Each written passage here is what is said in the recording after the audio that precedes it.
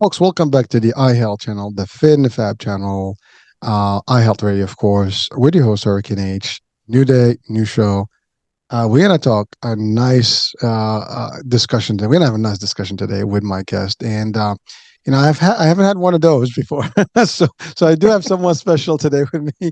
I've had a lot of things when it comes to fitness and, different trainers, coaches, and so on and so forth. But we're going to talk about a specific area in this particular world of fitness, and that's the thing. I mean, it's health, wellness, fitness. They all tie in, and we're going to talk about a lot of this stuff with our guest today.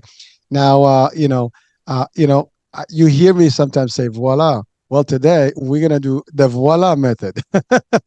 you know, so and you'll be seeing it right now with my guest Joel Crandall. He's an exercise physiologist, and he has basically this concept that he created. He represents this. It's his baby, and he's going to share that method with us. Now, I have no idea what it is. We're going to talk about it right now. I mean, you can get the hint. Exercise physiologist, all that stuff is going to work in the idea of working with folks, and training them.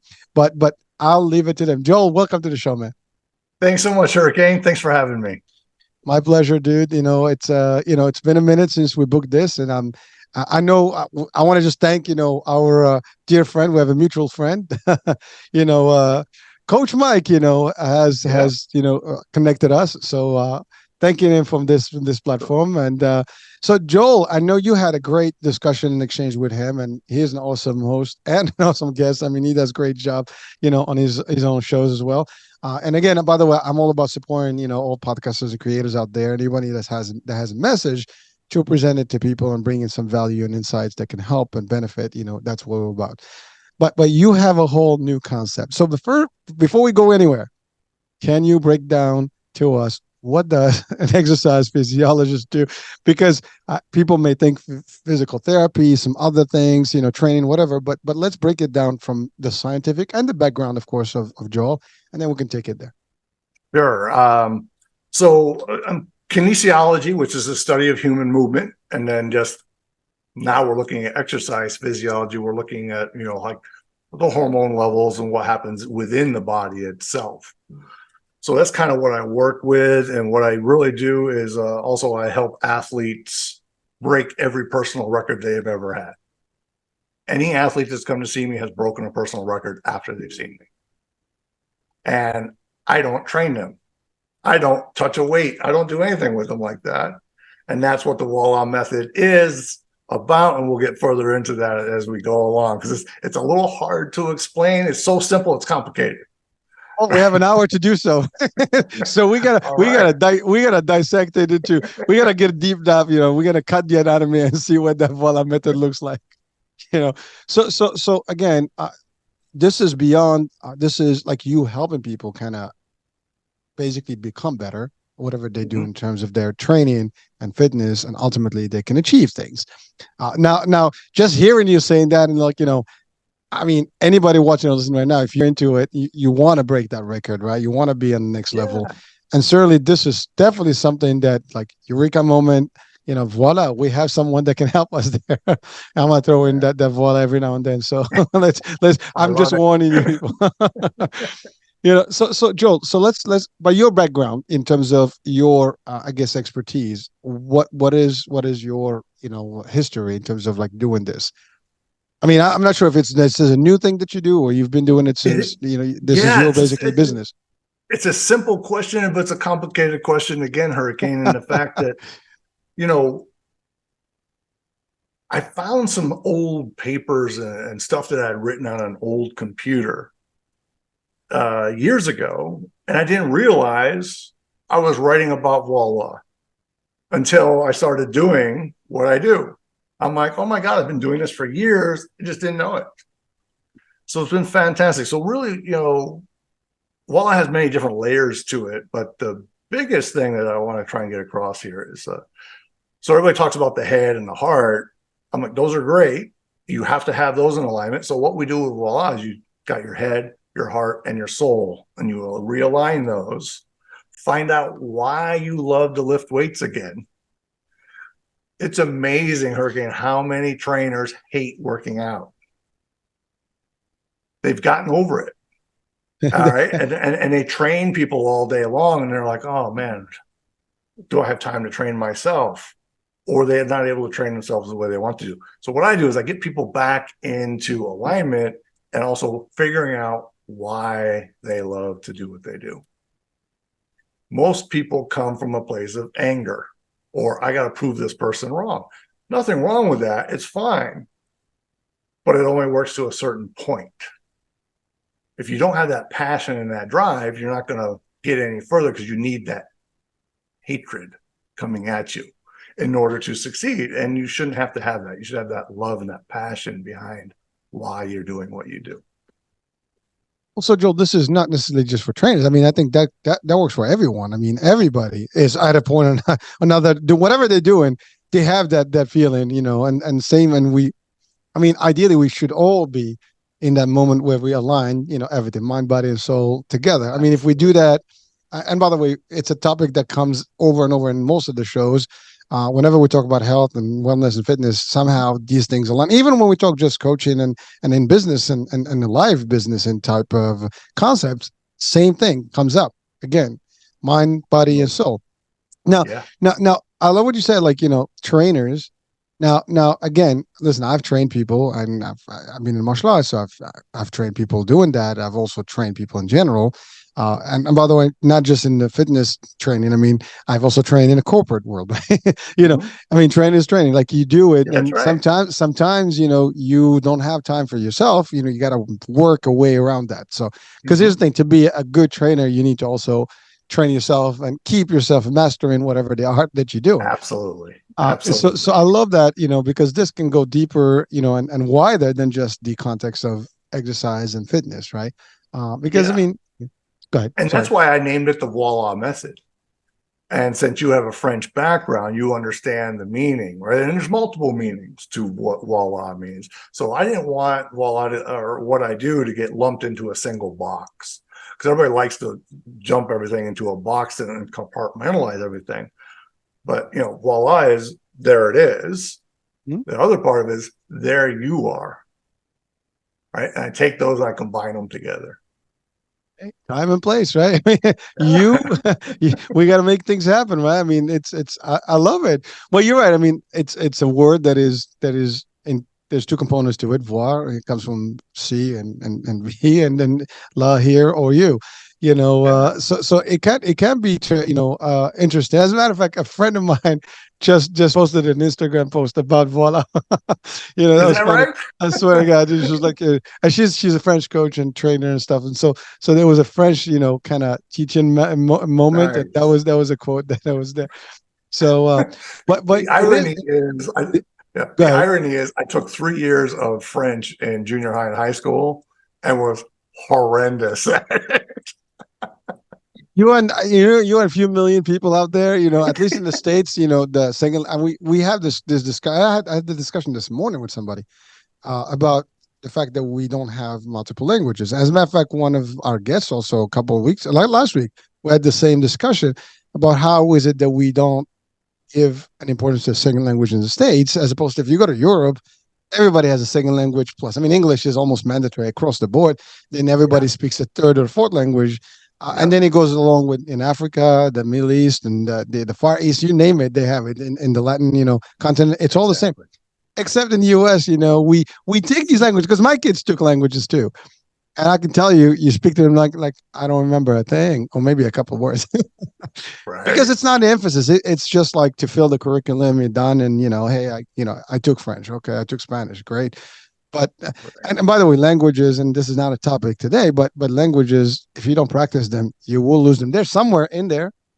You got to Mhm. practice them. I mean, Yeah, one language is going to take over the others. That there's always going to be that, especially if you don't speak the others. So again, yeah, that was just a quick drive on. We just veered off for a minute, but it's still we got plenty of time to cover this.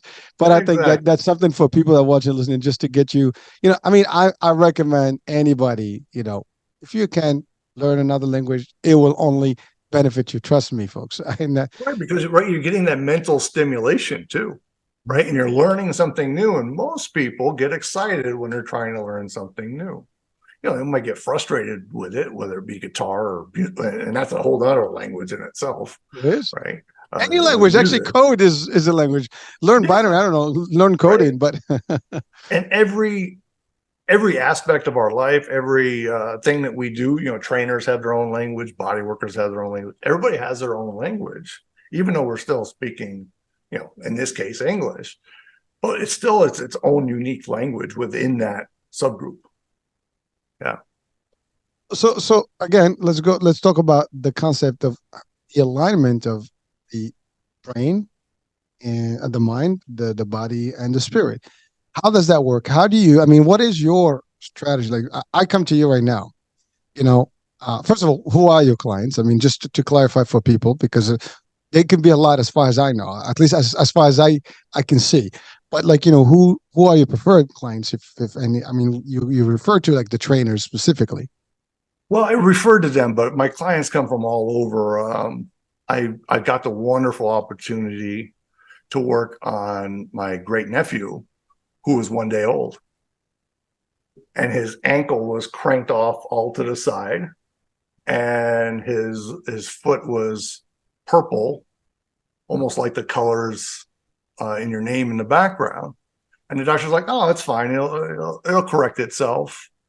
And I'm like, his ankle's dislocated. One So I just day. had his mother do a quick little correction, and it went click, and he's been fine. We also do it. Actually, just this afternoon, worked on a woman.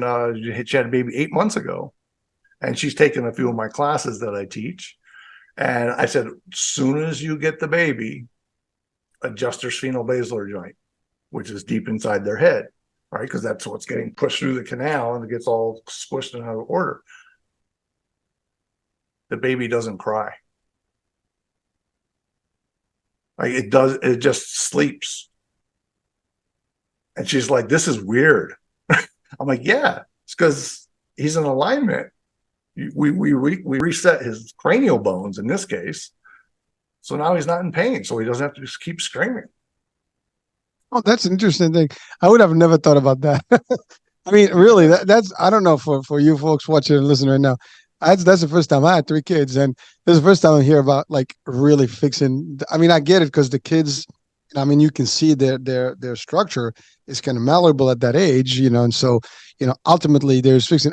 Traditionally, I can tell you from a cultural perspective, a lot of cultures they band-aid, bandage their heads as babies so they can keep them in a nice circumference as opposed to like getting oval and that I've seen.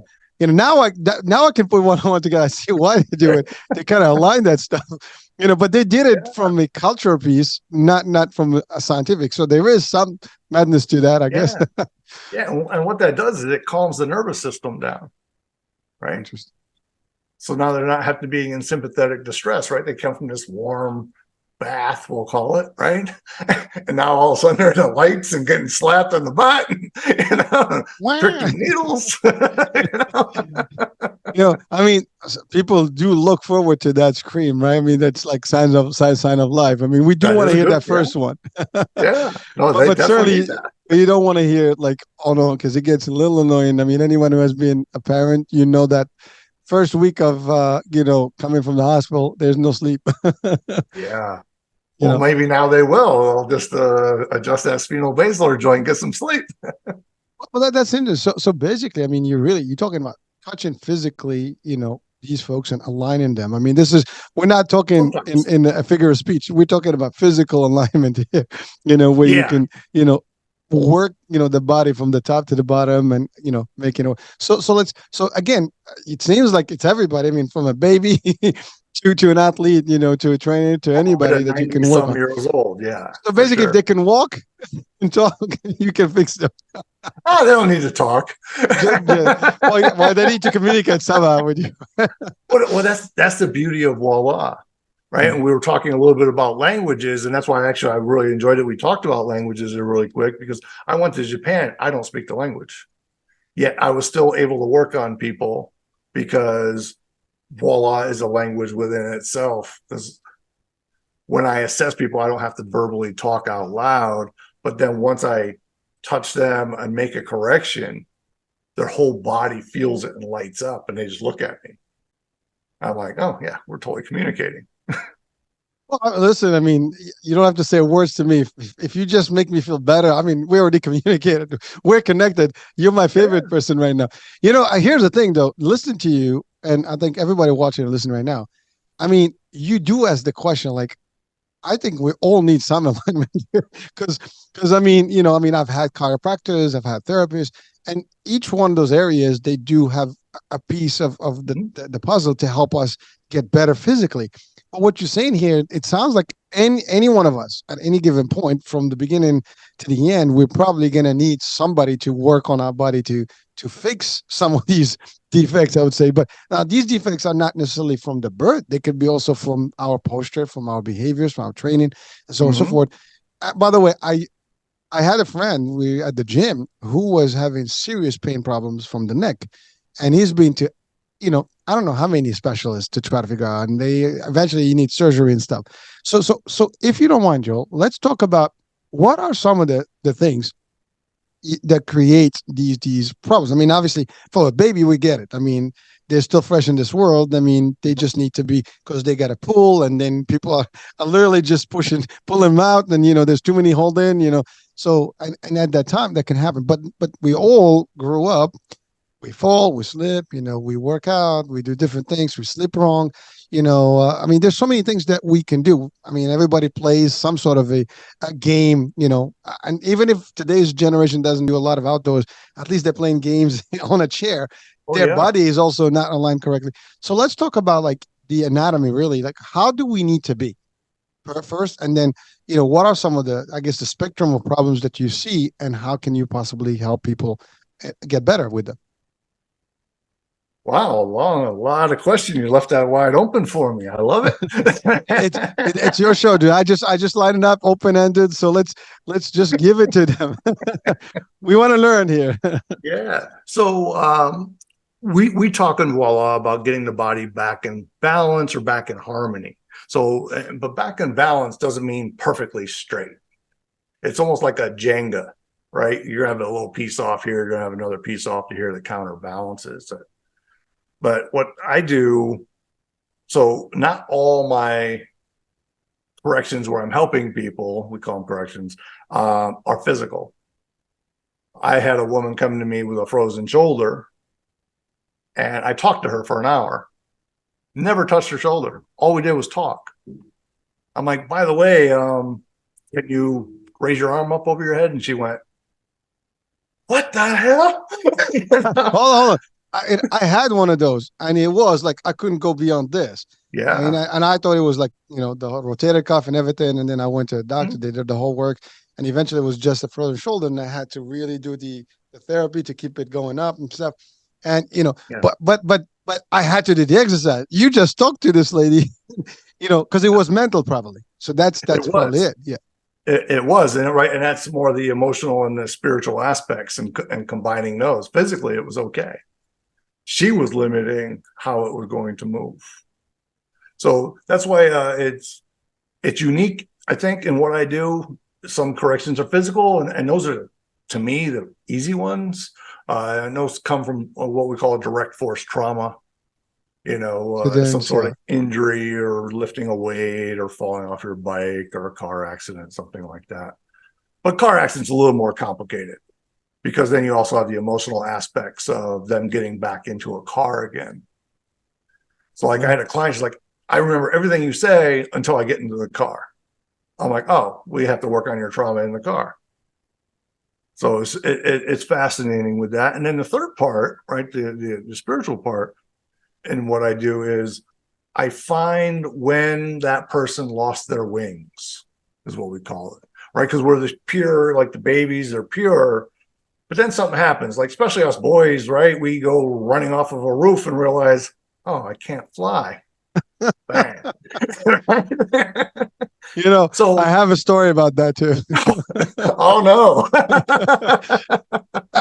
Hold on, true story. I mean, when we were kids, a friend of mine, we actually, people are gonna probably like, this dude is crazy. We were kids, and so there was this little building and there was a grass piece that's outside, and the building was maybe like 4 feet, 5 feet up, and we would go on the roof of this building and jump into this grass piece. It was just like, and there was a cartoon, so we were trying to be like the cartoon, and so this dude actually, went over. He fell while he was talking. He cut his tongue in two pieces. He literally, we had to take him to the hospital to stitch it up. And I'm telling you, so talking about kids with wings. I mean, we thought we did have wings. It didn't work out well for us, at least for one of us. So I mean, it's amazing how people have these problems sometimes because we have these percent. I can tell you, I used to think about like I can do it. Like your mind says like you can probably jump that far. No, you can't. Your gravity is going to pull you right down. So sorry. It feels great. I'm sorry. When what? When you make it, it feels great, right? Well, I don't know if across that. I mean, we all have limitations of how far we can go in the air, right? Yeah. But Joel, one thing is that you said is, I mean, really, you're referring to the power of the mind. I mean, we hear about placebo effect, right? Where people are told stories that they don't exist and they accept them because they believe in something. In this case, I mean, especially in the medical field, I mean, you do a placebo test and people think like I cured, but they really got selling, in their blood, but they think they cured because the mind makes it, real. And that's exactly what you're saying. I mean, some people have no problematic physical problems, but they have a mental blockage and whatever, and then they tell themselves that I can't move. And then ultimately, subconsciously, they're stuck. And I've seen that through hypnosis. I've seen hypnosis doing what you just said, where you talk to someone, you hypnotize them, and they do things that they did not think were possible. And I've seen it. Yeah. I mean, I was skeptical, and I've seen it enough to know. And I even got myself hypnotized a few times, so I know I believe in these things, and they do. It's real. It's not a fake, folks. This is not two people talking about some woo voodoo business. It's really stuff. It's voila. And what I've learned is most people's pain, whether it be physical or emotional, mainly more emotional, is they veer off of their soul path.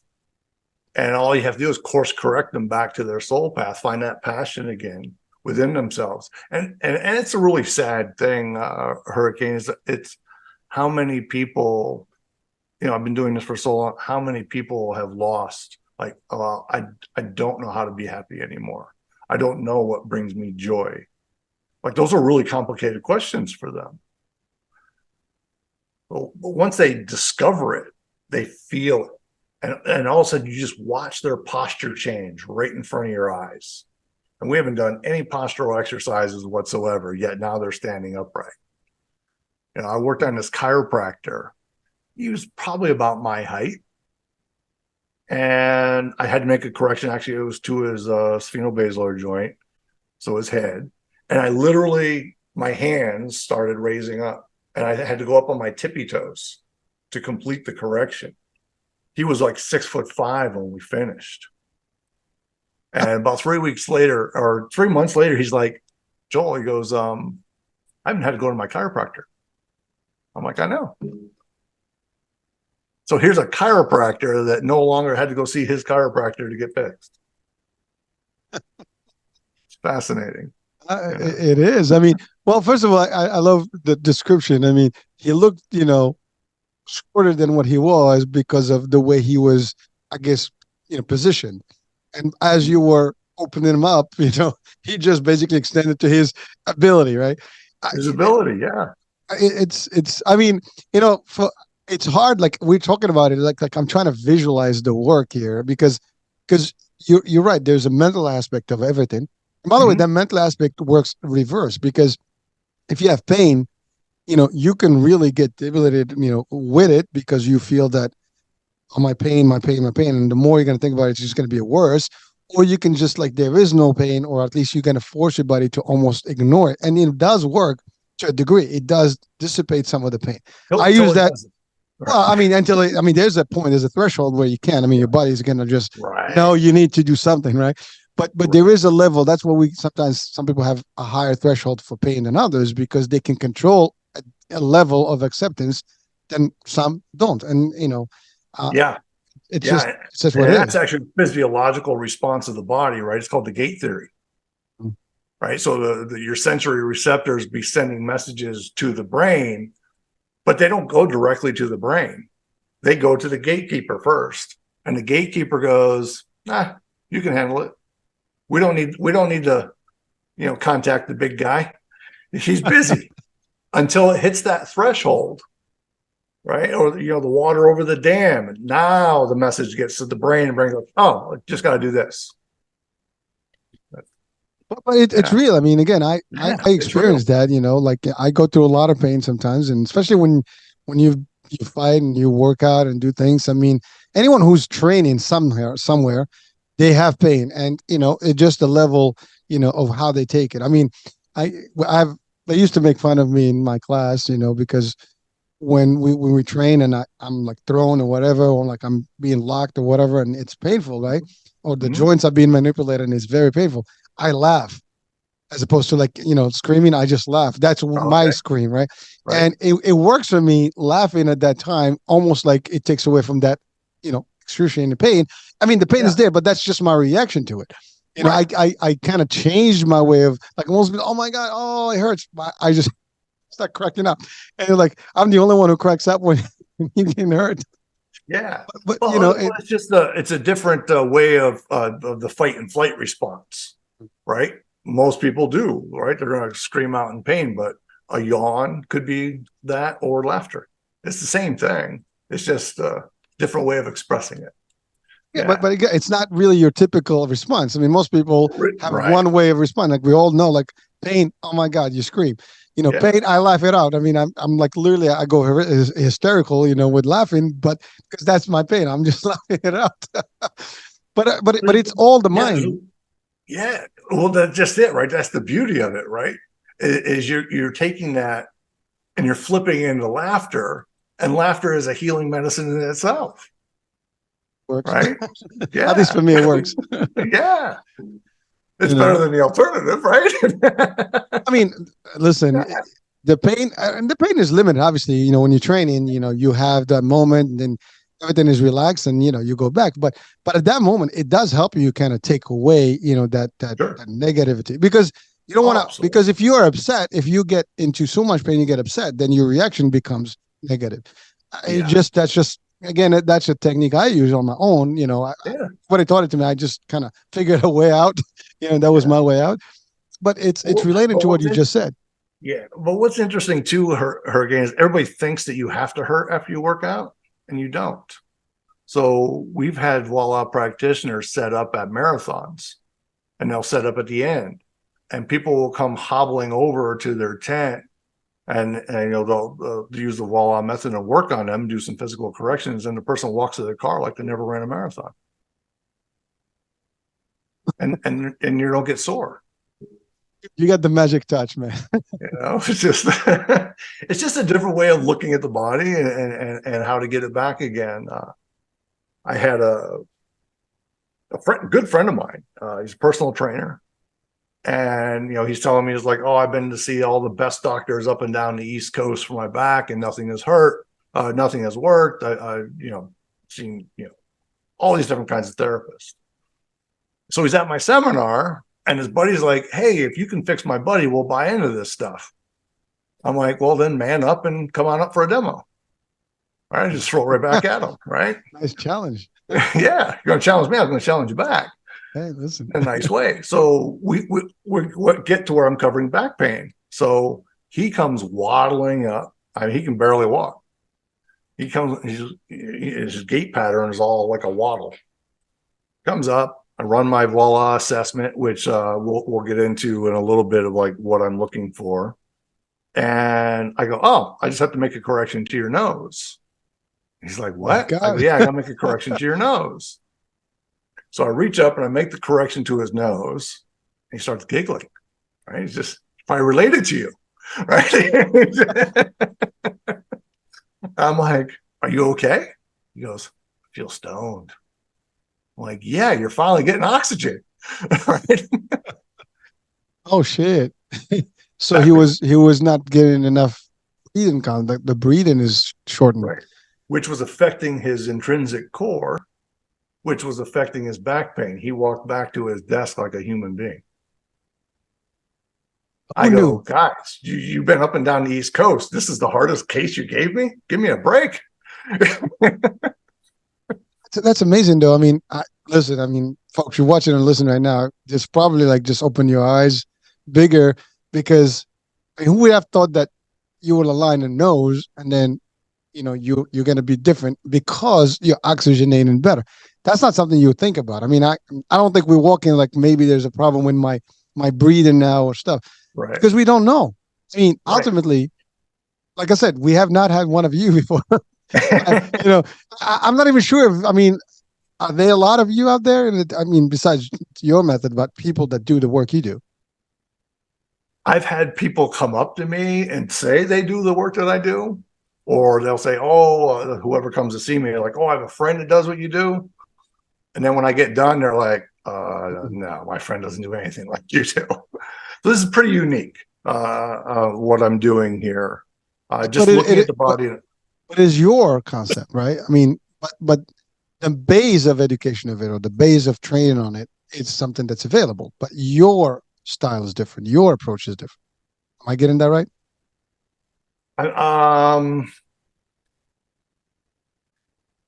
so if you, I'd like, I think we'll go back to the nose to, so Okay, go for it. physiologically, yes, it helped him breathe better.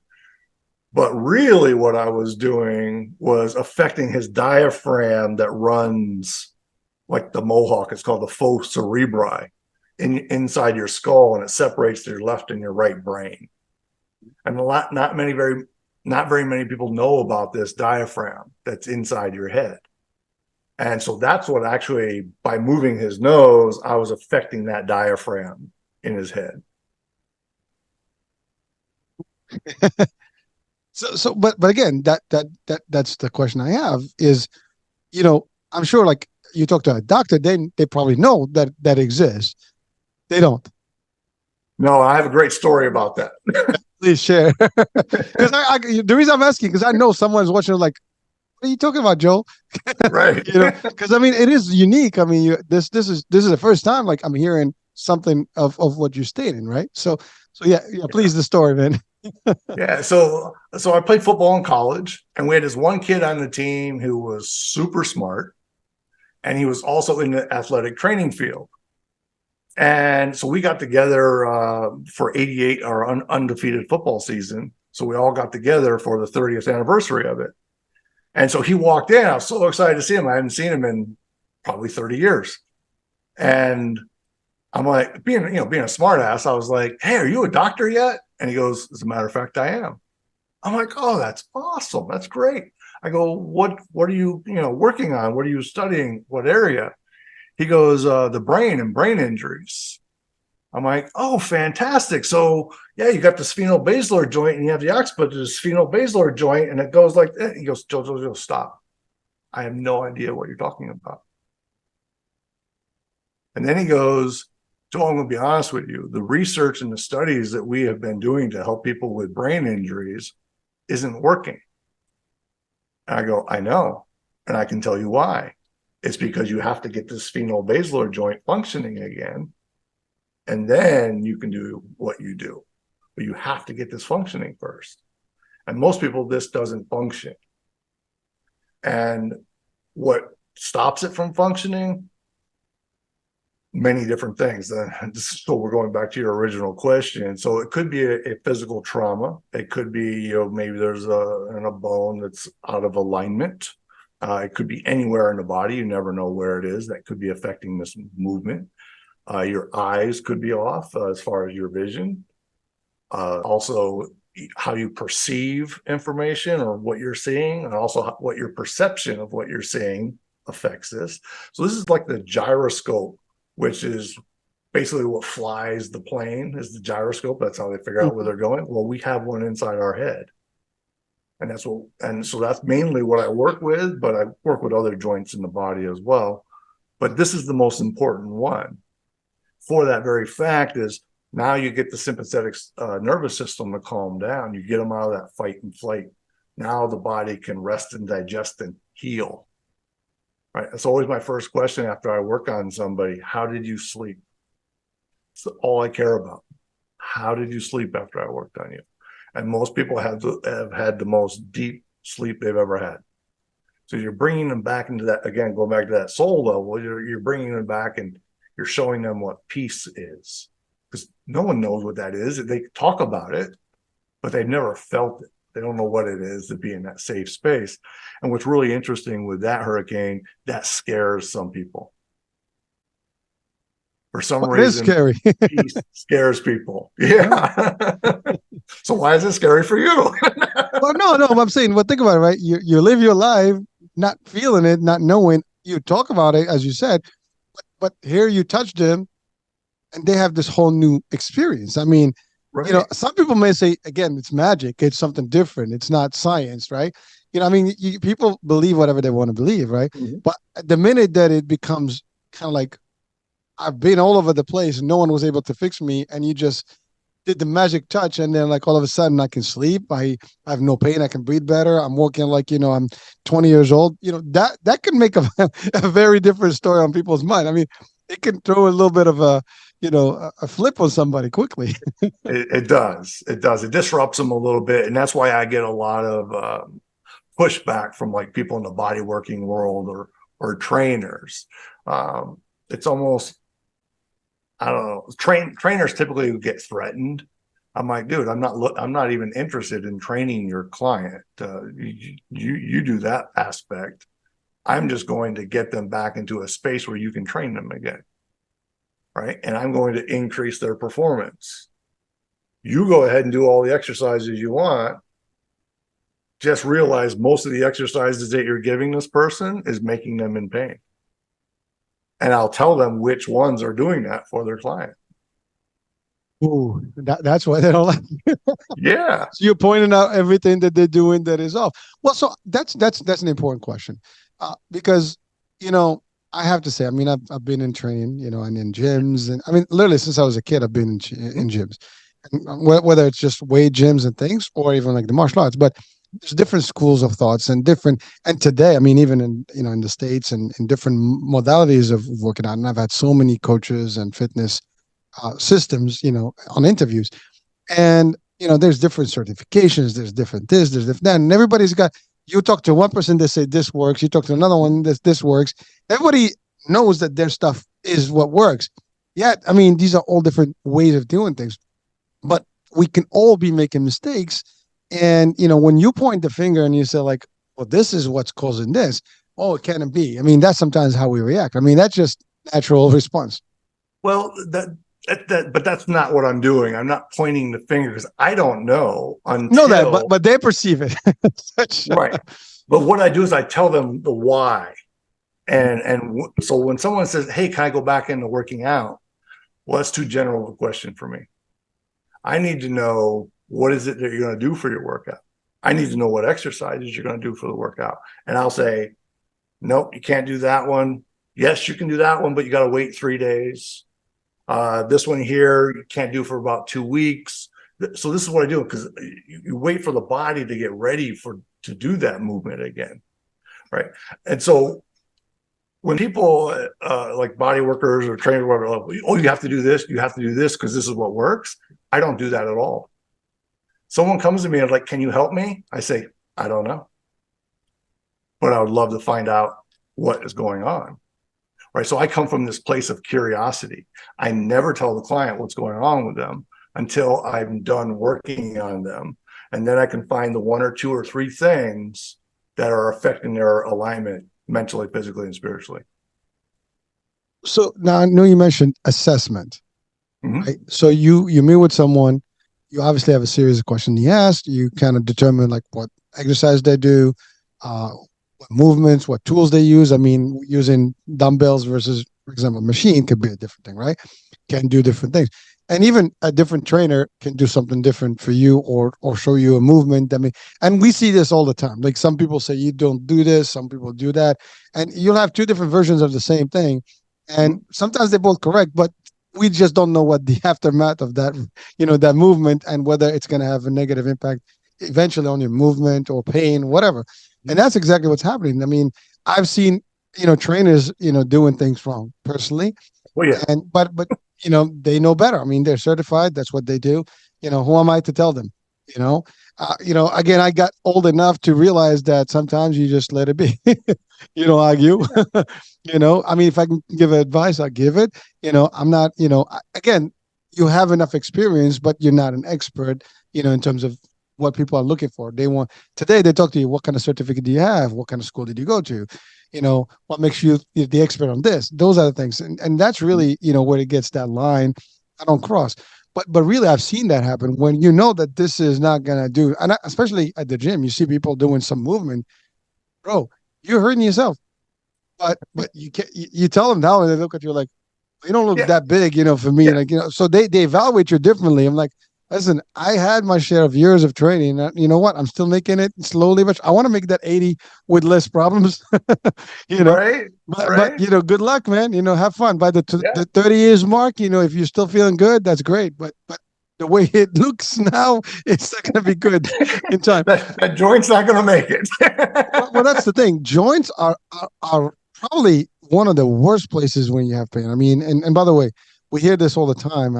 As jokes, like as you get in age, you know, aches and pains from all your joints are kind of like saying something to you, and that comes from your history. Whatever you started doing early Yeah, on is going to be a problem. In our arts, like for example, martial arts, we manipulate the joints. I mean, that's how you control hmm, people. I mean, yeah. you twist those joints, where they really become like, oops, right? So your body Yeah. is like reacting, and that's what you do, and that's You, an impact. yeah, you just nailed it. The joint tells you the story. So after I work on somebody, I can recreate and go, oh, you were in this position when you got hurt. And they're like, how did you know that? I go, your body, your joints, like you just said, tells me the story. That's all I have to do is listen to what the Bro, joints are saying. I think if I'm in front of you, you're probably gonna find a whole book. But I to use just the gotta word, write a look, lot of stuff. yeah. Have you ever become a champion? No, no, that's not Right. my route. Yeah. No, and that's okay. That's not my point. My point here is we were talking about peace and knowing what peace feels like, right? And this isn't a bag on you at all, but it's like you don't know what being a champion is like either, right? Agreed. I'm just giving a clarification, a parallel, so to say, right? Not Most that of you're us are not not. amazing, Most of us are not. Right. right? There's only Yeah, a few champions out there. We know them. right, right, Yeah. right, and it's a Gotta be different real. feel, right? But to stay in that martial arts aspect is that's I'm not comparing myself to Bruce Lee, but it's like have no form. Sorry, right? Because if I know what form you're doing, I know exactly what to do to counter it. But if you right, it's the what it ends up hurting you is the one you don't see, right? The one you're not expecting, right? So in the martial arts world, it's kind of the way you look at it. So if you keep seeing the nail, you're going to hit it with a hammer until you realize there's another way to put the nail in without a hammer. So that's kind of what I do. Well, again, I mean, it's so intriguing. I mean, your work because you know it's not chiropractic work. You're not manipulating the spine and the stuff. You work in the joints, and again, I again in therapy they do all those movements like body movements or like limb movements and things, to But what you're talking about is a complete different approach. I mean, first of all, the mental piece. I mean, there are people that go to therapists because a lot of people sometimes they have the physical, I guess. Looks and feels of a problem, a medical problem or Mm. condition, but really there is no actual physical medical condition. It's all mental. And that's been proven. I mean, we hear stories and we know of these stories that are real, where people were only once they get to the mental status, and they fix that, and then the pain goes. And you just do that. So you combine that concept in your method. So the first thing Yeah, is you assess. I walk to you, you ask questions, you look at certain things specifically, right? Do you yeah. I actually look touch at the the person? so what I look at is are the keystones in the body. That's the biggest thing I look at, and so that we have different keystones in different areas of life. Like we have one in our head, we have one in our chest, we have one in our pelvis, and we have one in our feet. We have one in our wrists. So what I do is instead of talking to I call them worker bees, the muscles, they really don't give you a whole lot of information, right? If I want real good information, I'm going to go to somebody that's really good. That's the boss, right? So if I want to learn about your martial art, I'm not going to go read in a book about martial arts. No, I'm going to go talk to Hurricane and like, hey, Hurricane, can you show me this? Well, that's what I do is I work with the bosses, the boss joints per se that we have, and they're literally in each zone of our body. And you just realign those. Some people like to call it magic, but magic usually doesn't last very long. And I show where my clients 4 months later, they're still having no pain. Like I have a picture of my dad, his hand is all swollen from arthritis. I spent like 30 seconds and I made a little correction to his joint. I got to meet up with him 4 months later and his joint looks totally fine still. Ooh, I mean, it sounds exciting. People watching right now, they want to talk to you, man, because you got the touch, man. You touch them and it's gone. But again, this is not magic as a joke. No. It's real. By the way, like what you said about the joints and like the different levels that we have. I mean, I never thought that we might have, what you're talking about something in the head. I mean, like, we think the head is a bone and there's some chewy matter in there. That's it, and you have some veins, some neurons. That's what we think about the brain, right? You don't think there's some joint business that is working magic there.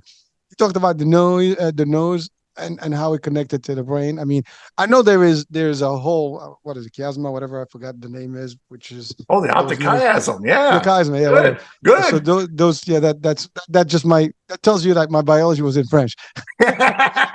So chiasma, we call it chiasma, but that was it. So those are those exchanges, like where everything gets behind the nose, and that's where it crosses to the hemispheres. So I remember those, but joints. I mean, I know joints are in my hands, my legs, maybe the hips. Right. We hear those like my hip joints, my knees, but you don't know like there's more to this, and your chest. I mean, you don't think that. I mean, we have a diaphragm here. I get it. That's the separation, but like you're talking about stuff that and anatomically speaking is there. We just don't pay mind to it, and we definitely don't associate pain to it. I think that's really the problem. Because we think pain is the bones, is the muscles aching, tears, and this and the other, but not really, So inflammation, does that affect really? That's really one of the indicators. So since you mentioned that, at least in the example of arthritis. Yeah. So inflammation is just a symptom, right? Something caused that inflammation to happen. So what I look for is what caused that inflammation to happen. I'll address that, and then the inflammation is gone. You trace it back basically. So I come to you, you see something that doesn't look good. So I'm going to give you an example. I mean, like there's that, I forgot the name of it now, the heel pain, that those needles in the heels. The dry needling? Oh, there's I forgot the medical. No, not the needling, not the acupuncture. I mean, there's like, an actual diagnosis for people that stand a lot. Or the PRP injections? No, just like, how the foot, the foot, the heel of the foot, there's sometimes people with pain, they can't walk because they're the plantar fasciitis, sorry. That's it. Plantar fasciitis. That's the term I was, that's the term I was looking. So that's actually supposed to be an inflammation. But the source of it, again, see, that's exactly, where we are all confused. I mean, we don't know. I mean, majority of us don't have an idea. We just hear, like, you go to the doctor, they tell you have this. But that's the other thing that I think that is a challenge for us today, is that you have a diagnosis, but you want to go to the source of where that problem is. I mean, the diagnosis only tell you what you have. How did it get there? I mean, it's like you have diabetes. Okay, well, what happened to get to diabetes, right? We did a lot of bad things. Is your pancreas, working? You're getting a lot of sugars. Is it, inherited? All these things. Is your lifestyle bad? And that's just an example, but same thing. Like everything that we do will lead to a certain problem in a diagnosis. But We just need to the root cause analysis basically is getting us the facts, and then we can do this. That's what you do. Absolutely. But really, so you have inflammation, you see it, or at least someone refers to an inflammation. They come to you, then you have this part, the other part. I mean, there's three, four part, of the body that you're going to go and work on. That's going to take away that particular pain from that area. So basically, if it's facial, it's the head. Yeah. And I'm really gonna use your line. I'm gonna ask you for permission to use your line that the joints talk to you. The joints tell you the No, story, please feel free, man. right? Because I had this a good friend of mine. She was having arthritis in her hands, and it kind of came on suddenly. So she's going to her doctor, and they're doing all the rheumatology tests. They're doing all the blood work, and the blood work's coming back negative. So the doctor's confused. Like, you have rheumatoid arthritis, yet it's blood work's coming back saying, no, you don't have rheumatoid arthritis, but yet I can see it. So I'm like, can you come and see me? I'm curious about something. I want to just see if it works. So she comes over, and I look for the root cause.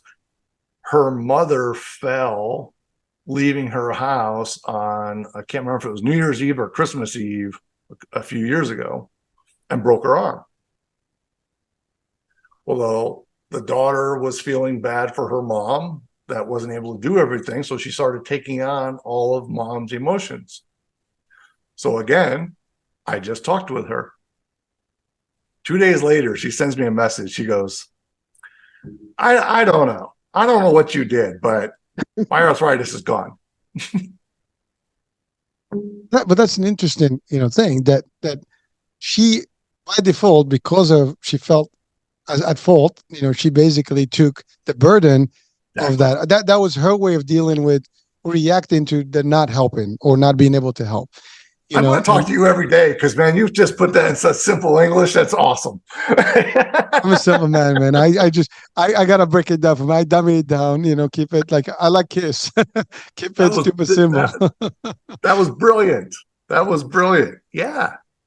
but Yeah. but really, I mean, again, this goes back to we humans are such a phenomenal creation, and we always like when you talk science. Sometimes science may not have all the answers. Science is one big piece, but there is some things that are beyond. I mean, there is the spiritual realm of as one, and that affects. There is the mental piece, which is again that's the other part. So there's the physical, there is the mental, there is the spiritual. All these things connected make who we really are. One can affect the other. I mean, you can be good spiritually, and you can, literally forget all your pains. I mean, that's the other thing. I mean, you have people who have so much faith. I'm talking in the religion concept, Mhm. and they everything they can endure. They have nothing scares them. No pain can actually take care, Mhm. take a piece at them. As an example, but the mental effect. I mean, this is not even her trauma; it's somebody else's trauma. But because she was Absolutely. involved in it, it became her problem. And that's the thing. Like and that's energy too. I mean, we're talking about Yeah. just stuff that is weird, but energy. If I come to you gloomy and I get all kind of like mushy, bad, spiritual, physical, mental stress on you and dump. I mean, we hear this. Like someone comes to you and they become like completely nagging and negative. You just become like them. You become also nagging and stuff. It affects you. Can I mean, you could or you obviously, can interrupt it, right? And that's or what I you can try to do is interrupt it. no, what interrupt, or even you can switch it if your energy is stronger. I mean, this is like those phase like the laser beams, like bashing each other. Who's gonna get to the other side? Right. Like the Iron Man Right. business. Right. But Which it takes a lot of energy to change it sometimes. So it's exhausting. So we just move away from it, right? So we don't have to deal with it. But if it's someone that you really love and you care about, you're going to do what you can to help them. I call it flipping or rotating their energy around. Give them a different view, a different perspective to see if they can relate to it or not. well, Joe. So really, essentially, your work is someone has any problem physical, you will assess them, you will talk to them, you will assess their mental. abilities and what not abilities but mental acceptance of things, and if there's that and you can discover it there, that ends the concept, because typically that's where to start. And then of course if it's not, then you touch the physical aspect of it, and then you interrupt whatever that stressor to that creates the pain, and then basically you make sure that they have their wings back. As you said, they can fly. That's a summary right there. Again, I'm not getting the actual method itself as Yeah. is. Now, I'm sure there's tools that you use. I mean, I mean, is it just question and answer? Is it like like an Yeah. assessment, a physical survey type of thing that people do? So it goes back to what you said earlier about science. All science is asking the right question, right? If you're not asking the right question, you're really not doing science. I mean, you're doing science, but you're not doing full science, right? So, and that's what I found out is, like, each level that I teach, it's about getting better and asking the question, or asking the right question for that particular issue. So that's why when people come to me, I'm like, you bring in your list, and I'll have laundry lists come in and I'll look at it. I'm like, okay, now tell me your story, and I'll listen to that. And then I'll start finding parallels, because I listen for parallels. I'm like, oh, well, that's connected to this, and this is connected to that. Oh, I just need to take care of this. And then everything goes away. So it's just listening to because everybody does it, right? We all have experiences, and then we have another experience that's very similar, but they're not putting it together, that they're paralleling each other. So you just put all those, you can stack them up and go, oh, that's why you do this. And then we just go back to that spot, find out, why they did it. And let's be honest, hurricanes, sometimes can be quite traumatic, and you're not going to get rid of it like that. Right. I'm having such a great time talking with you. I don't want to be Debbie Downer and tell a sad story here, but No, some please. people have been, Yeah. some people have been through the ringer. We'll just put it that way. Stuff that you and I, maybe we could, but we haven't had that experience. And we probably feel, well, I can't speak for you, but for myself, you feel that people shouldn't probably have to have had that experience, but they have. I'm trying to be gentle in what I'm saying here, because I don't want to trigger anybody. But it's been a really rough life, and they've never had a childhood. So now, right, because we were talking about joy earlier, and not being able to connect to joy. Well, they've never had it in their life, because something traumatic happened to them at such an early and young age that it was unspeakable. We're not going to talk about, and that's all they know. So that's the world, that's the realm they live in, and that's how they see the whole world, as a manipulation. We'll put it that way. But Joe, thank you. And by the way, that's a fact. I mean, everybody, no one knows what everybody else is going through except those people. I mean, everybody's got some story in their life. And, some of us are maybe different than the others, but everybody's got some level of trauma that we've experienced throughout the course of our lives. I mean, it depends how long you live. I mean, you have to go through some. I mean, even the fact that, for example, a general trauma that everybody experienced was the pandemic. And as it sounds, I mean, we all had it. We all experienced it differently, but we all were in it. No one can say I didn't, unless you were born after 2021. You existed in and you probably were conceived with it, the 2020. Right. so somehow you're still subjected to it. But the fact is, it has been real, and it affected everybody. But everybody is different. Different countries had it different. Different states had it different. Different cities, different, socioeconomics had it different. Yeah. And depending on where you stand in terms of your own, I guess, upbringing, the experience would have been different. And by the way, you're right. Some folks may have a very difficult childhood because of abuse, because of a lot of things, and it is very real, folks. It's not a joke. We know these stories. Whatever is out there, you see in the movies, and I'm just going to refer to the movies or the news. It's real. I mean, the movies are fun, dramatic stuff, but they have a lot of true, factual stuff that's behind in these stories, and sometimes they depict, the reality of things. it happens. People see. I mean, we have wars, for example. They see a lot of you see a lot of bad stuff happening. I mean, we're seeing two wars running right now in the world, and Right, we see right. atrocities, and people that at the end of the day, that if you've ever seen an accident, forget the war. If you see an accident, that picture stays with you. I don't know if ever someone's Yeah, seen someone hit hard or like having a bad fall or something. It stays in your mind. Yeah, you plug it in someone, you close it in a locker somewhere, but it's there with you. That's always there. And before you know it, you see some situation, you are more aware because you've seen that experience. right, If you fall right. once, you're going to be very careful about where you fell and how you're going to walk again. And that just to simplify it, but there are Mhm. extreme levels of this, and you're right, that Yeah, impacts every single aspect of your life, how you behave, how you talk to people, how you react, and how you're taking it within your body. Because I think your body is going to be the actual canvas that you're going to work on. it is. And It is. it's not, we do this to ourselves all the time. Yeah.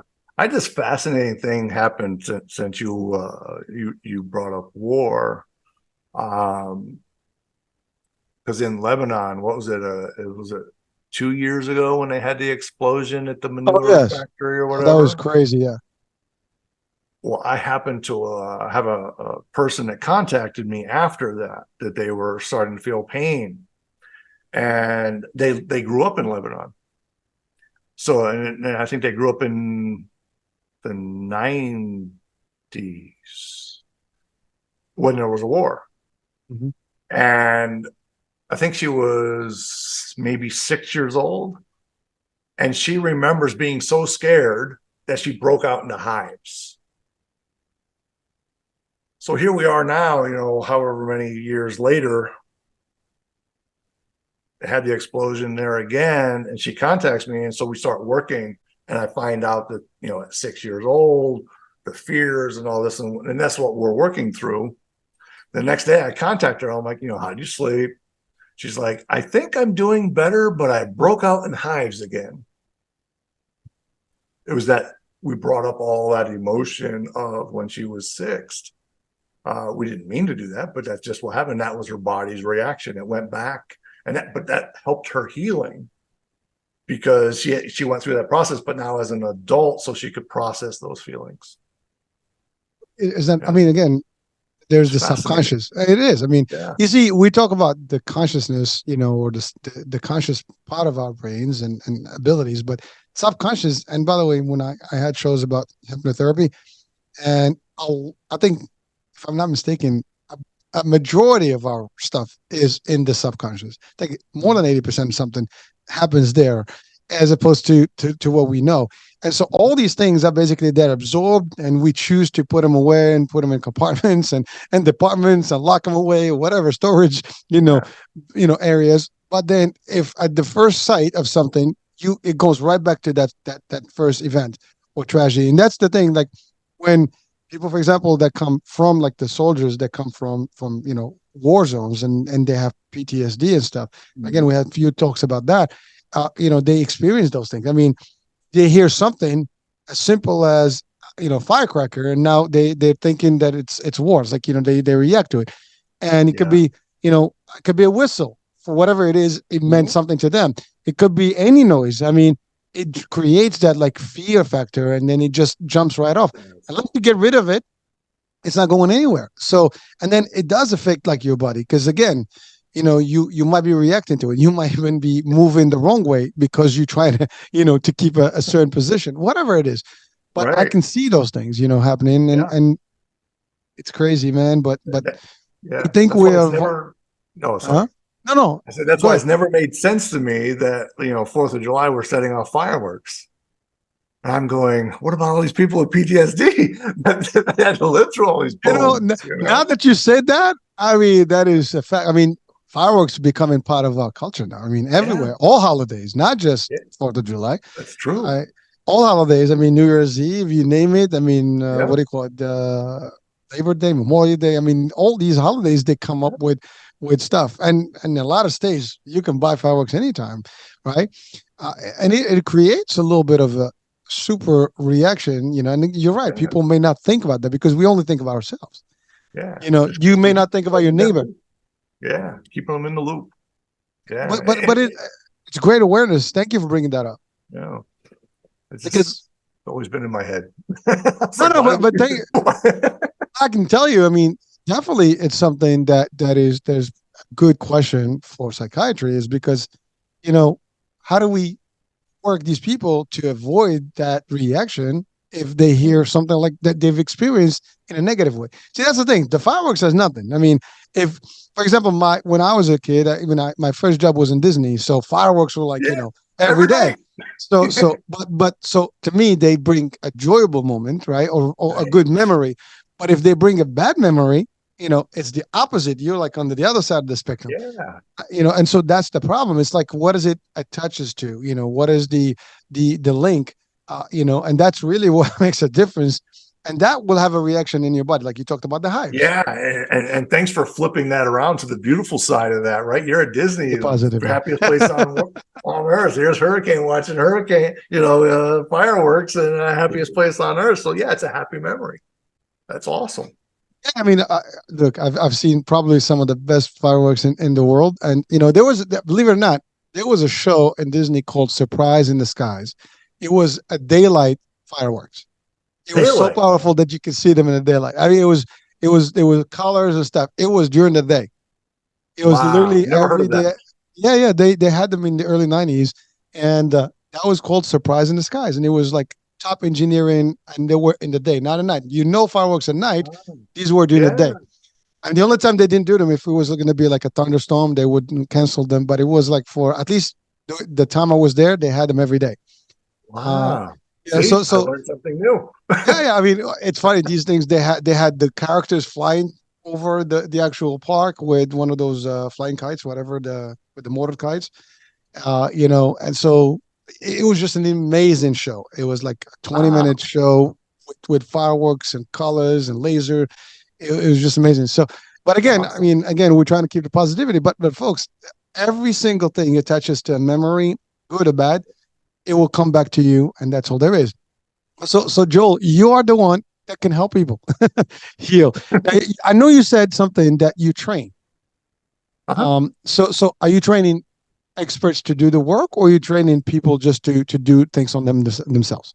Yeah. So my chiropractor that buddy there that I was telling you about the groove in front of me. You extended it. Uh, he when I was very in the beginning of putting this together, he goes, Joel, he goes, it's awesome that if you can do this, is it duplicatable? I'm like, it's a great point.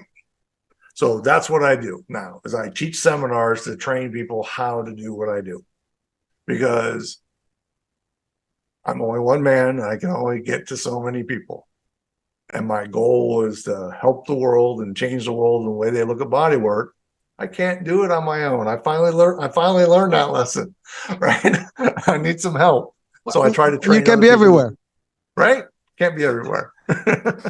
So and that's important for our audiences. I mean, by the way, we have a worldwide audience, which means this concept can be taught anywhere. Anywhere. And anybody that's willing to learn the skills and I mean, I'm assuming there's a certification that comes along. So basically, as the Along the VOILA way. method. Yeah. Yeah. Along the way after, so it's broken down into 5 different levels. So level 1's more like the physical aspects. Level 2, we start touching on the emotional aspects. Then like 3 and 4, we're getting more into like how it's affecting us, kind of what we've been talking about just now. And then level 5 is working with the spiritual aspect. Just one thing I want to share with your audience here is, there's so many people out there now that are calling themselves shaman. They take a weekend course or, they go see a spiritual teacher and then now they think they're a spiritual teacher. It doesn't work that way. It's serious business. You got to know what you're doing. This is not something you just play with. I've had so many people come to me after a spiritual teacher has worked on them and they're glazed, and I have to like bring them back into reality again. And it's like it's not something that you mess with. You really gotta, we can have fun, we can laugh with it, but it's really serious business when it comes down to it. because it really can affect people in a lot of different ways. And I'm just kind of laughing at myself right now because I'm seeing my Harry Potter scar popping up here. I know. I mean, how do you find myself? I scratched myself with my glasses the other day. Listen, I've been there. It sucks. It's not the worst one. Like you're never gonna allow someone to do it, but you do it to yourself. Right. But hey, listen, we're human, right? That's right.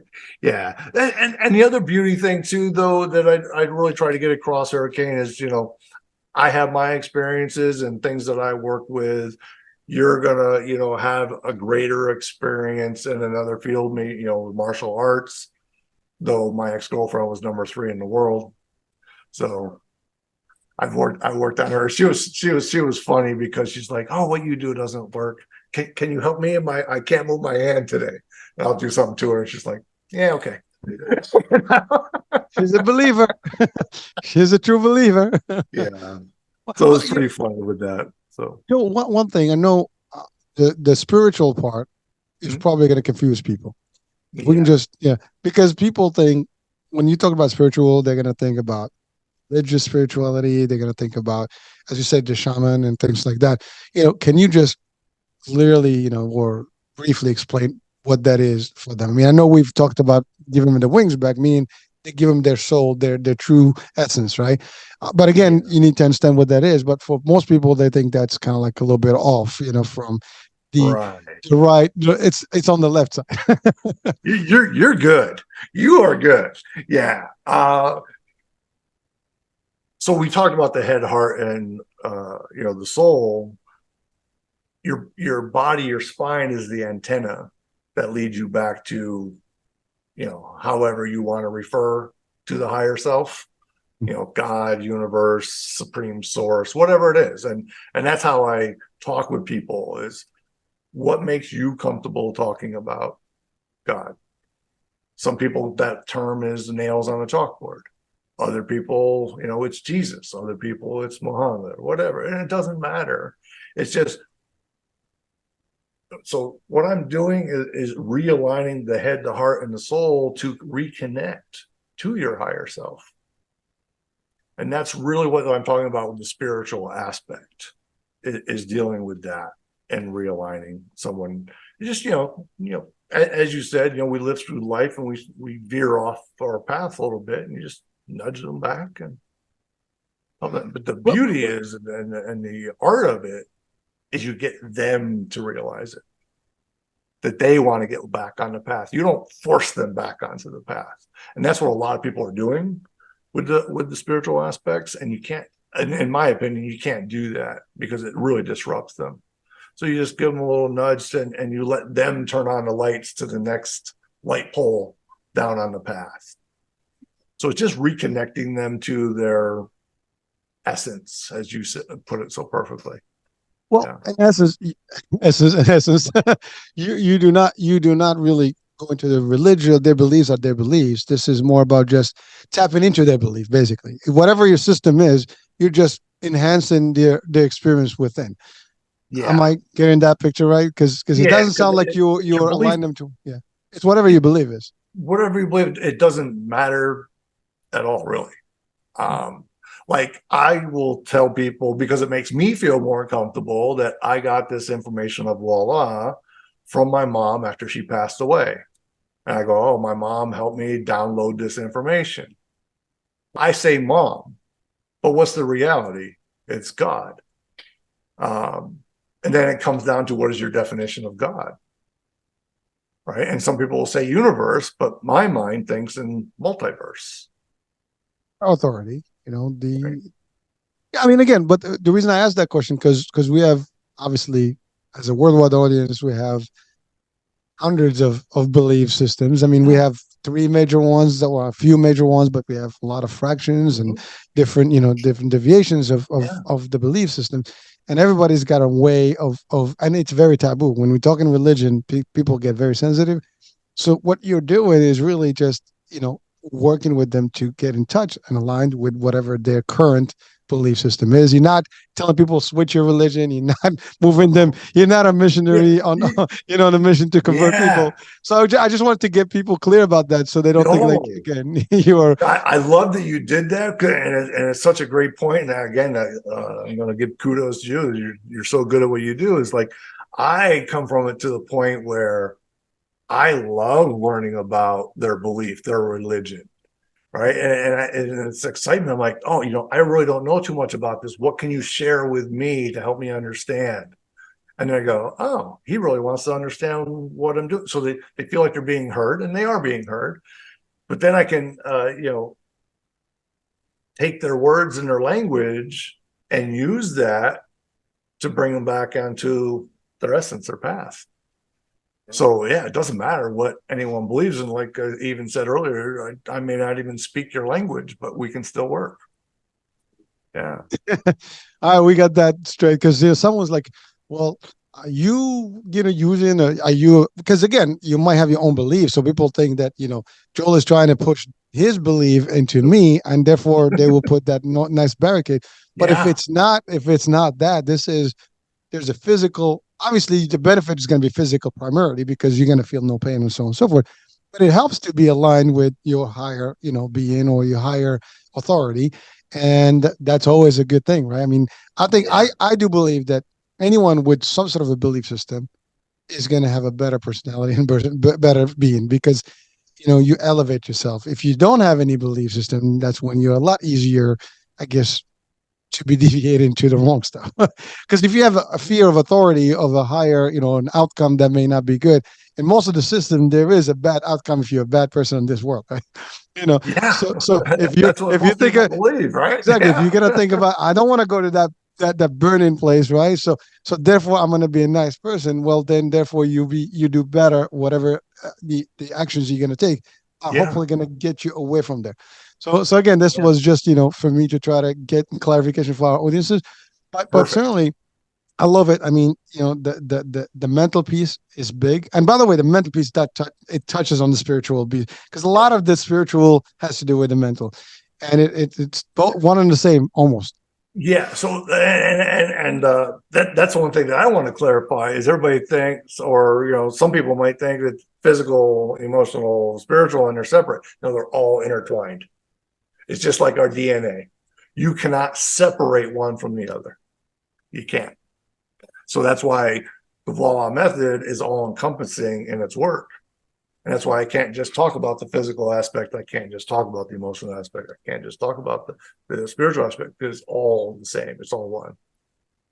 And again, if we look at historically and all the successes in the world, you know, they all people have similar traits and they do all these things. They work their physical, they work their mental, they're stronger mentally, they're strong physically, and they do have a belief system. And some people may have, for the regular religion, they might be, agnostic, whatever, but that's their belief system in a way, and that makes that third component for them. But either way, to your point, we can call it whatever it is. There's still, I mean, that's a whole debate and a whole show on its own. Because at the end of the day, I think every human will eventually admit that there is some, level of authority beyond who we are. And if they don't, then that's fine too. I mean, I always say this: we gotta live. We're gonna go. It will be a pity if there is nothing there, because I'd love to hope that there is more to this life because it is a very short life, and so hopefully we have an extension. I do believe personally that is. I mean, Yeah. it's not a secret. I'm Muslim. I believe in as an Islamic faith, and so I do believe there is a hereafter, and there's a whole different world out there that's Right. hopefully good, and that we do have a punishment mode out there too if we don't do good. So I try, and that's what keeps me motivated about positivity and doing good. Yeah. But that's me. But there are people with various backgrounds, and each one of them, we all share the same. At the end of the day, we all have the same. Right. We fight. I mean, that's the thing. Like that's amazing. Like we all arguing and having these things, yet we all are made from the same opponents. Right. It is what it is. But sometimes it's amazing. It But really yeah, is. well, It listen, really Joel. It's so now someone wants to join your courses. They can do it through your website, and Yeah. VOILAmethod.com. Yep, and we have different seminars throughout the country. We're trying to set up in Brazil at the moment. We're trying to set one up there. We're trying to set one up in Australia. So if anybody out there is in those areas that wants to, we already have a host in Brazil. It's all set up. We just got to get the word out for everybody there. It'll be in Sao Paulo, I believe. Yeah. And now for the actual work, direct work, like to get fixed, to get fixed. Do Yeah. you travel to places? I mean, I'm not sure where you're located in the States. Yeah, so I'm in Los Angeles currently, but I might be moving to Tennessee shortly. But it doesn't matter where I am because, as we say in Voila, we can work anytime, any place, anywhere. And a lot of Like my you move in, sessions, or it's remote. so most of my sessions now are remote. So So most of it's done sitting right here, like you and I talking. And what you I can can give do me if it's a instructions. physical, Yeah. oh yeah, what I'll do is I'll talk you through how to do it. Yeah, Well, there you go. So there's no excuse. no There's no. excuse. Now, Yeah. how many sessions does it take for someone to get fixed? it, it, For lack of better words. Yeah, it's like I said, the guy that was going up and down the East Coast for years with his back pain. It took me 10 minutes. But if we want to go deeper into different things, then it's going to take a little bit longer. But I had one guy came to me with chronic back pain, and at the second session, he goes, I'm 98% better. I go, then we have a lot of work to do. I want to get that last 2%. And we finished up with the third session. He got off the table and he goes, I don't need to see you anymore. I go, I agree. You don't. You're done. Yeah. But but what's interesting with that hurricane is a lot of people don't believe, like body workers don't believe you can get somebody better that quickly. Well, that's a false fallacy. It's like that's what you've been taught. Now I'm learning because I went through all those modalities that they've done. I'm learning that no, you can help somebody really quickly. But again, if we're talking into some really horrible, childhood emotional trauma, you're not going to get rid of that in 10 minutes. That's a process, and then there's going to be different layers of it and different triggers of it and whatnot. And that's a process, but you get to see the person grow. So it's so amazing. I know we're almost out of time, so I won't go into that story, but No, your story is always good if you have a minute. I mean, I can hear a story. I think our audiences would love that. well, so this woman, she had some really bad emotional trauma as a kid. I'm going to try and make this quick. And she came to my class, and she's sitting on a Bosu ball, and she's bouncing up and down. And we're talking about the sympathetic and the parasympathetic nervous systems. And I think I called on her for something. She's like, no, I'm fine. I'm fine. And then somebody threw out the R word that I'm not going to say because it's not my audience. And the woman went flying out of the room into the bathroom. So she thought she was fine. We all saw that she wasn't. And then when that woman said that word, boom, she was gone. She decided to work with me, and we've been going for about 2 years, once a month, and I give her homework to do every month. Well, this last month, she went through a breakup. She went through some other emotional trauma and having to move. And it was so beautiful to hear her tell that story. And I know that sounds weird, Hurricane, but she was telling me that story without the anger and as like an adult instead of the child. Coming from that child's perspective is where, and that's how she's always lived. And now she's talking to me and I can hear the adult in her. And I'm just sitting over here and I'm just like clapping for her. And the beauty is we've been working together for a couple of years. She understood exactly what I was doing. And she understood exactly why I was doing it, because she was hearing herself as the adult telling me that story. And it was one of the most beautiful things. A completely changed person. She's gone. That old person, or that old, I guess, story of memory is gone. She's a new person. Yeah. You changed her. I like to say she changed Change her, herself. Yeah. Well, you right? helped her change. Yeah. She'll give me some credit, but I just pointed a few things out. You did the hard work. Well, You Joe, did the hard work. that's an important piece because nothing can be done if we don't have the will to make it happen. I mean, Absolutely. as a person, you can go whether you want to train, you want to learn. If I'm not putting my 200% in and being completely willing, able, ready, and committed, there is nothing that's going to happen. So the Right. work is really on us. I mean, you're going to give us the tools, but again, like everybody else, you can give equal tools to everyone. Some will thrive more than others because Yeah. these people are willing to make, the investment. Not everybody does. And that's actually a point that I always make in all our shows whenever we talk about something like this. At the end of the day, it doesn't matter who you listen to, who you're in front. If you're not going to be part of it, you're not going to get the. And then that's the thing. Sometimes, oh, it didn't work for me. Well, did you do that? Like, I mean, we hear it in fitness all the time. I'm not losing weight. Are you doing it correctly? Well, I go home, I eat at night, I do get my cookies, I Yeah. do stuff. Well, that's not what you're basically taking everything we give you and you dump it into like water in the sand. I mean, it's not going to get you Yep. any results. To get results, you need to stick with the program. I mean, Yeah. so And you the got to do work the has to work. be done. Exactly. Yeah. I had this woman came in, she had tennis elbow, and she was wearing all the, supports and bands and stuff for her elbow. And I'm start talking to her and I'm like, there's something going on. It's a male. It's not your husband. And she goes, I have a stepson and I've been having difficulty with him. I'm like, yeah, that's what's in your elbow. So I got her full range of motion in her hand and her elbow. She's like, oh my God, that was great. I'm sleeping great. And then about 4 days later, she's like, oh my God, my elbow started killing me again. I had to wear my braces again and all this. And she goes, Joel, I'm sorry, but it didn't work. I said, so that's okay, but don't you want to address the blow up that you had with your stepson this morning? And she looked at me and she goes, how did you know? I go, because your elbow's hurting. The I mean, next yeah, day, she sends me a message. She goes, my elbow doesn't hurt because she hadn't that's her addressed the reaction. issue That's yet. her reaction. Yeah. Wow. Yeah. You have you know exactly what the triggers are. She has an allergy. I mean, it's Right. like allergy. It's not It allergy. is. It's That is a brilliant example. It's like allergies, right? Different foods, right? You eat it and you're like, oh, that stuffed my nose up. Like, oh, there must be something with that food or that.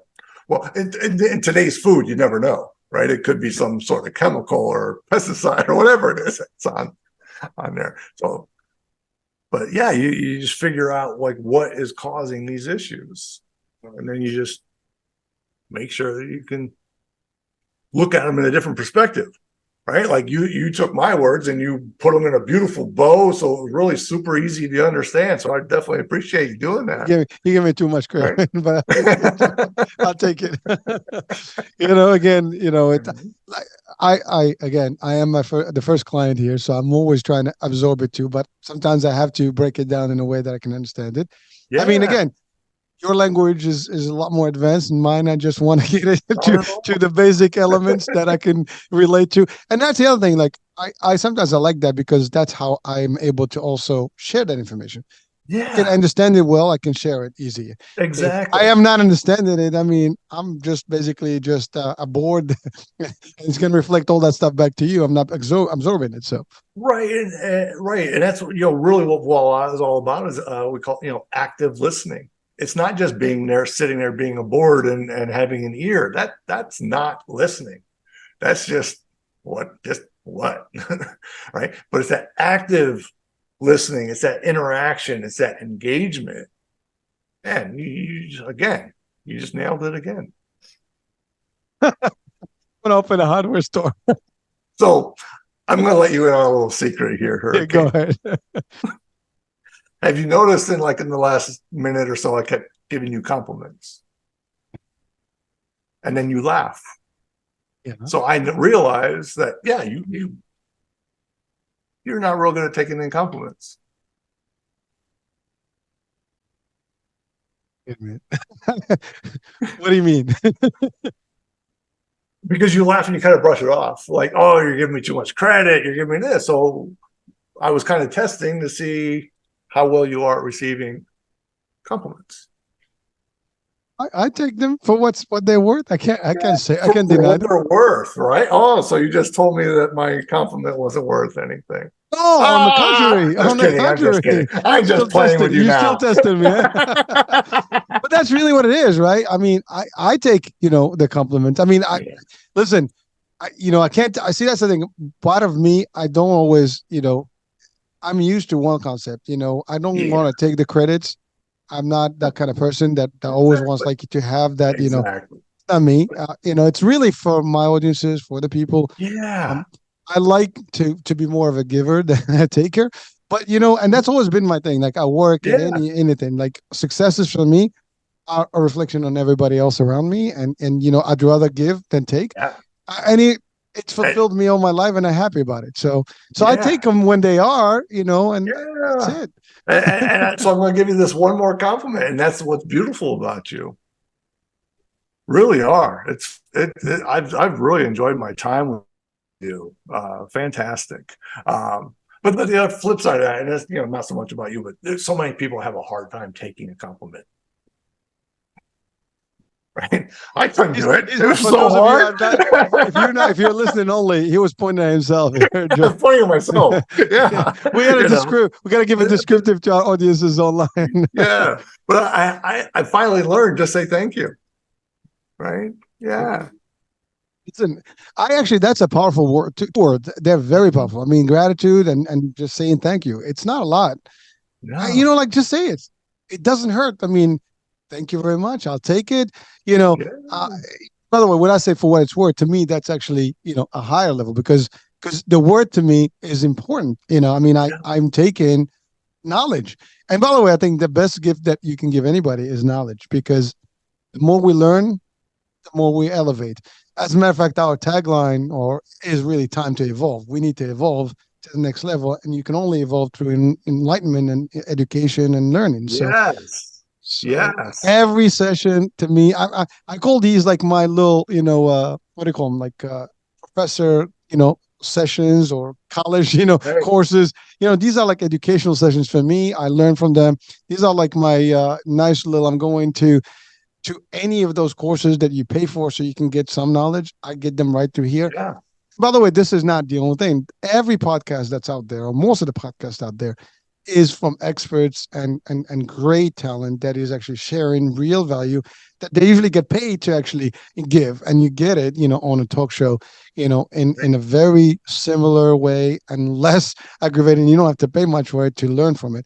And even if you extract a couple of things from a show, there's always things that you can apply in life. If you take one or two things from this particular opportunity with Joel, you're gonna win something. I mean, even just thinking Yeah. about it will make a Yeah. difference in your mind. Yeah.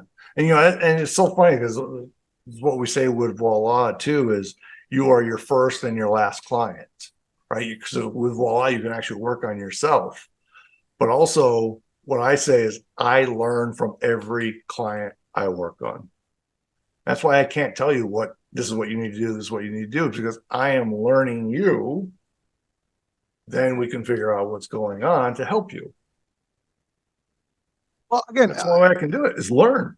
it's correct. And by the way, that's right. I mean, coming from the sales world, and in sales, that's exactly what we do. We assess, we ask questions, we survey. We want to make sure we get all the questions that may be later on, important, pertinent, and so we get all the information, so we'll be able to help and assist better. And Yeah. that's really what a diagnosis is, and an assessment is. You want to know to be able to deliver. If I give you half of this story, you only can help me based on what I give you. So I'm giving Right. you, some tools, but not everything. And therefore, you might give me a whole different, formula that is not going to work 100%.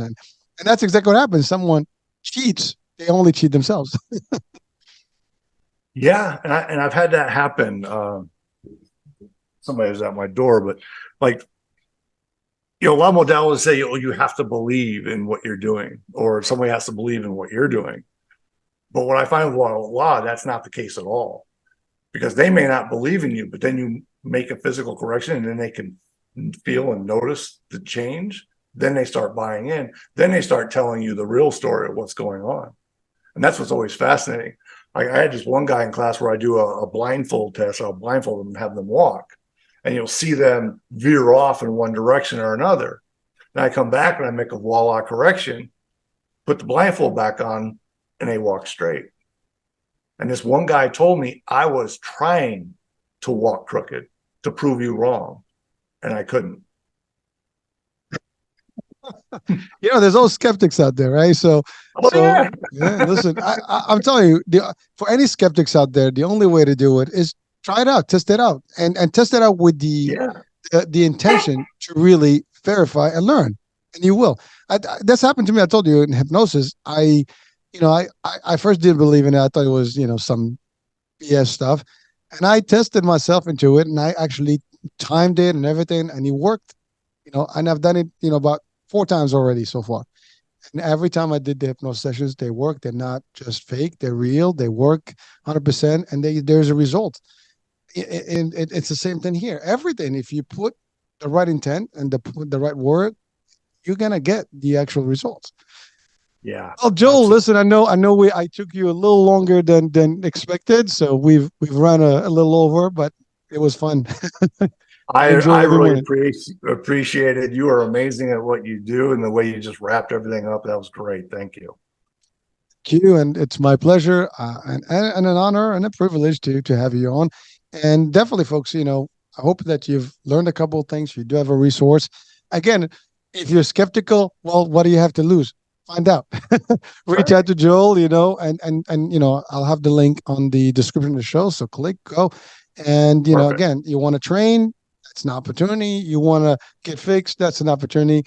Both are good for your listeners out there. And so any last words that you want to leave our audiences with before we close the show? No, I think you summed it up beautifully. I just please reach out. Um, you can reach out, I think through Pensight. It's like you can do a 15-minute thing. Just we can talk about things, answer some of your questions. That's free. It's no cost for that. And then you can decide if you want to do a session after that. There you go. All right. Well, so this concludes our time with Joel. Joel, thank you so much for being with us. It's a And for pleasure. uh, likewise. And so that's it, folks. We'll be talking soon. New day, new show, new topic, new guest. Stay tuned. Bye for now.